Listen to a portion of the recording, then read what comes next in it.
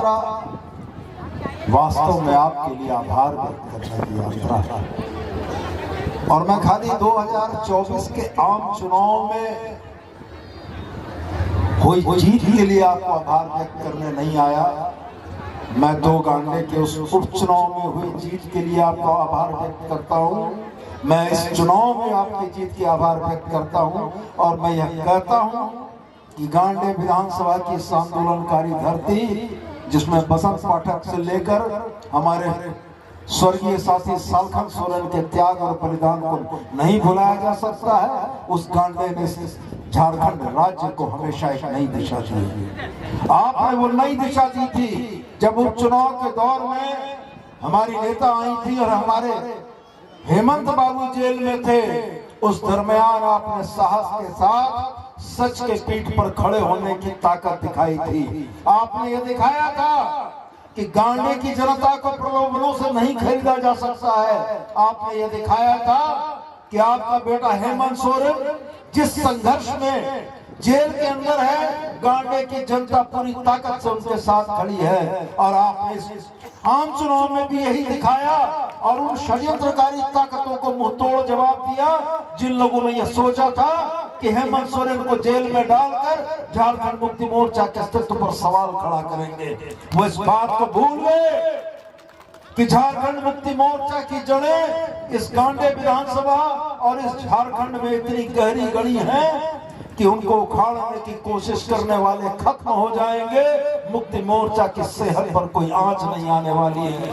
हमारा इतिहास बताता है कि जब जशोपुर शिबू सोरेन के साथ अन्याय हुआ, झारखंड की जनता ने प्रतिकार किया।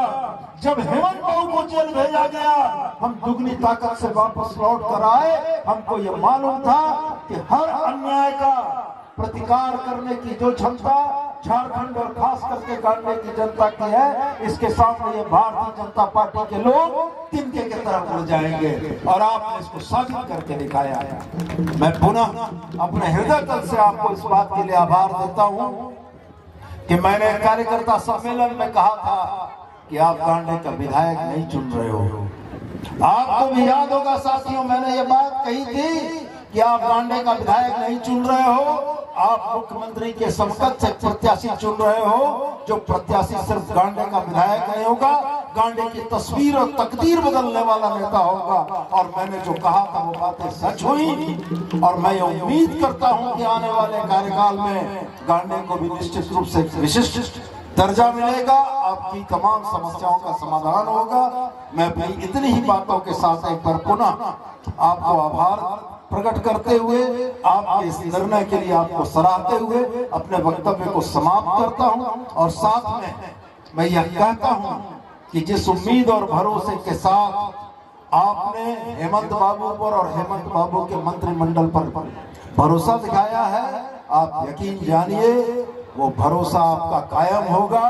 पहले भी जनता के लिए बेहतर काम करके हम लोग आए हैं और इन 5 सालों में पिछले 5 साल से भी और बेहतर काम करके जनता की समस्याओं का समाधान करेंगे। इतनी ही बातों के साथ मैं अपना वक्तव्य समाप्त करता हूं। जय हिंद, जय झारखंड। झारखंड के शहीद अमर